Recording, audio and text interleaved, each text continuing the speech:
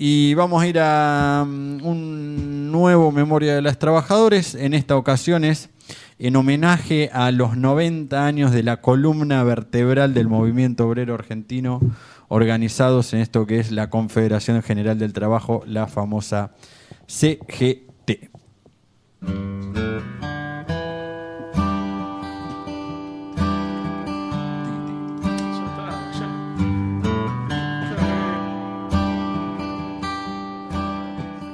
A 90 años de la conformación de la Confederación General del Trabajo de la República Argentina. Hace 90 años, el 27 de septiembre de 1930, a partir de la fusión de la Unión Sindical Argentina, USA, y la Confederación Obrera Argentina, COA, nacía la Confederación General del Trabajo de la República Argentina, CGT. El Congreso Constituyente recién llega a reunirse entre los días 31 de marzo y 2 de abril de 1936. El 26 de abril de 1931, el Comité Federal anuncia el programa mínimo con los siguientes puntos. A. Reconocimiento de los sindicatos con facultades para vigilar la aplicación de la legislación obrera. B. 8 horas de trabajo para adulto en trabajo diurno y 6 en trabajo nocturno. Y en las industrias insalubres, 5 días de trabajo semanales y vacaciones anuales con goce de sueldo. C. Estabilidad y escalafón para los trabajadores del Estado y demás entidades de carácter público. Para garantizar estos reclamos, el programa mínimo proponía la intervención de la CGT y entidades gremiales adheridas en diversos organismos del Estado, tales como el Departamento Nacional de Trabajo, Dirección de Inmigración, Departamento Nacional de Higiene, Dirección General de Ferrocarriles y otros. También contenía otros reclamos, tales como la protección a la maternidad, pensión proporcional al número de hijos menores de 14 años a toda mujer sin marido y sin recursos, defensa de la infancia, instrucción pública obligatoria y gratuita hasta los 14 años, reforma de la Ley 9688, fijación de alquileres y derogación de la Ley de Residencia 4144, siendo la mayor preocupación enfrentar la desocupación a través del cumplimiento de las leyes relativas a la jornada de trabajo.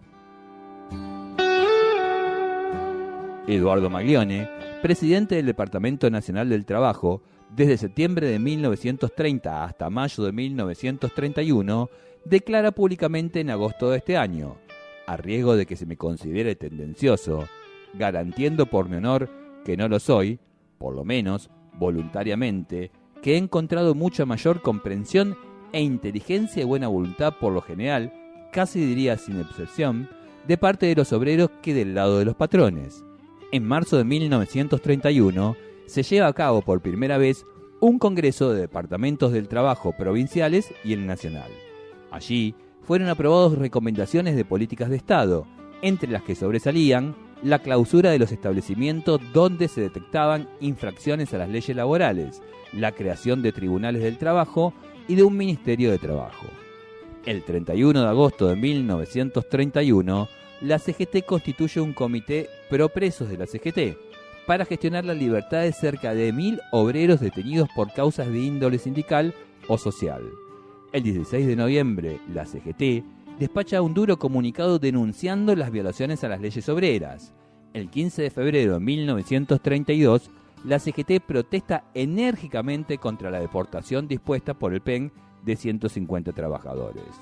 La CGT rechaza y repudia un decreto del 19 de enero de 1932 que dispuso un impuesto de emergencia a los réditos, es decir, sobre el salario. Al finalizar su mandato presidencial, José Félix Uriburu, en febrero de 1932, la CGT señala que sus actos de prepotencia no fueron superados por los más despóticos gobiernos que ha producido el país. Los años 1932, 1936 y 1942 fueron los años en que se realizaron más huelgas entre 1930 y 1945. A simple título de ejemplo, podemos mencionar la huelga de los trabajadores petroleros de Comodoro Rivadavia los días 24 de enero, 1 y 2 de marzo de 1932, la huelga de trabajadores telefónicos desde el 23 de mayo hasta el 14 de julio de 1932, La huelga convocada por los trabajadores nucleados en la Federación Obrera de la Industria de la Carne, FOIT, el 19 de mayo de 1932, que se extendiera durante 20 días. El pliego de condiciones rezaba: A. Readmisión de todos los obreros despedidos por su actividad sindical. B. Supresión del sistema de trabajo forzado, estándar. C. Aumento de salarios para todos los trabajadores de la industria. D. Igualdad de salarios entre hombres y mujeres y jóvenes. E. Prohibición de despidos sin justificar a la organización gremial. Y F. Pago mínimo de 4 horas a todo trabajador llamado a la fábrica. Como consecuencia de una represión feroz que incluyó detención de huelguistas para ser trasladados a comisarías en rodados provistos por las empresas privadas implicadas en el conflicto, el saldo fue negativo, llegándose a constatar más de 600 detenciones con allanamientos ilegales, la intervención de rompehuelgas, cierres locales, sindicales y agresiones con armas de fuego de facciones civiles paramilitares. A la huelga general convocada por la Federación Obrera Local Bonaerense el 6 de diciembre de 1932 contra las acciones de bandas armadas y grupos militares hostiles al accionar de organizaciones sindicales, manifestaron su adhesión choferes de Avellaneda, Sindicato de la Industria Metalúrgica, Obreros Yeseros y Anesos, Federación de Obreros en Construcciones Navales, Luz y Fuerza, Sindicato de Escoberos, Federación Obrera del Calzado, Obreros en Carteras y Cinturones, Sociedades de Obreros Albañiles, Sindicato de Obreros en Dulces, también sindicatos autónomos, Sindicato de Obreros Marmolistas, Obreros Sombrereros, Obreros Zapatilleros y Alpargateros, Lavadores de Autos. El motivo inmediato de la huelga fue el ataque contra un acto en Parque Patricios el 3 del mismo mes, donde murió el trabajador Severino Vía.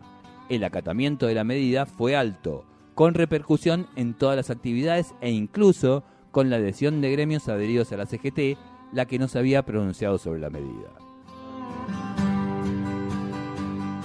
En este estado de situación, el 23 de julio de 1933, la CGT realiza un acto público contra el fascismo, donde hicieron uso de la palabra Ángel Borlengi por Federación de Empleados de Comercio Socialistas y Sebastián Marota por Unión Linotipista, Mecánicos y Afines Sindicalista. El 12 de diciembre de 1935, José Domenech, presidente de la Unión Ferroviaria, acompañado por otros dirigentes del gremio conjuntamente con los principales líderes de la fraternidad, Unión Obrera Tranviaria, Confederación General de Empleados de Comercio, ATE y la UON, Unión Obrera Municipales, coparon la oficina de la CGT que funcionaba dentro del mismo edificio de la Unión Ferroviaria en Independencia 2880.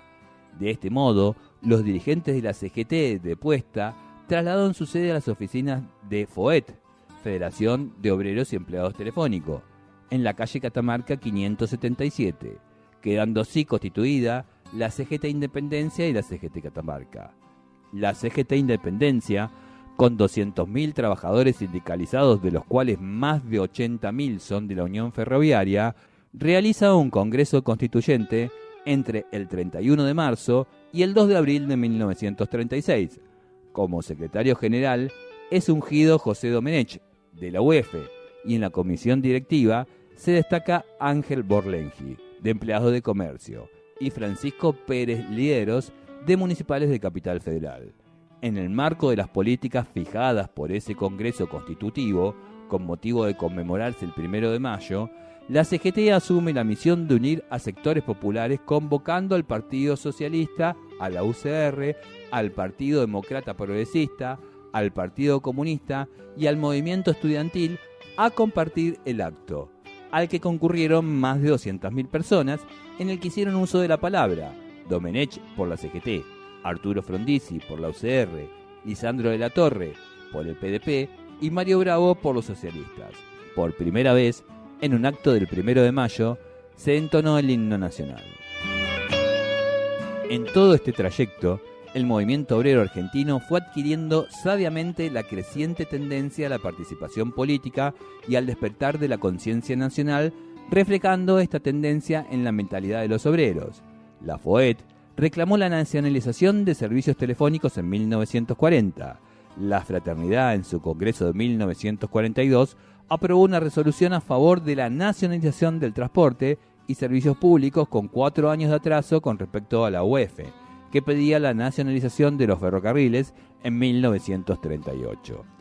La CGT, a su vez en 1939, empezó a abanderar el desarrollo de la industria nacional y en el Congreso de 1942, una resolución de la central se refirió a la carencia de fuerte industria nacional como una de las causas fundamentales de la falta de independencia económica de nuestro país y abogó por el fomento de la industria nacional.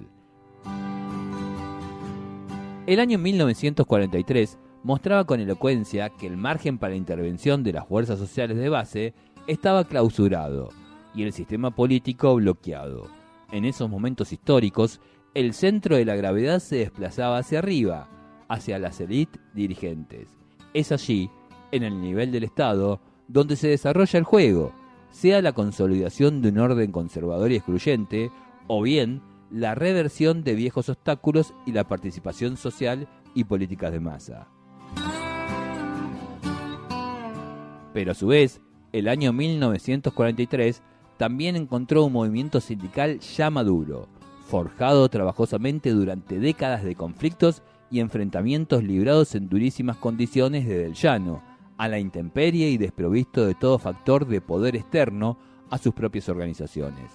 La clase trabajadora nacional se había puesto de pie y su referencia organizativa hasta nuestros días jamás dejaría de ser la Confederación General del Trabajo de la República Argentina, ostentando desde siempre lo que quizás sea una de sus principales fortalezas, muchas veces confundida erróneamente como debilidad, su capacidad de permeabilidad a la manifestación de corrientes de opinión internas que, permaneciendo o ausentándose de sus marcos orgánicos, la ha dotado de cierta agilidad al momento de la acción política, generando indescifrables tentáculos en una dinámica de discusión política interna, no visto habitualmente en otros estamentos sectoriales.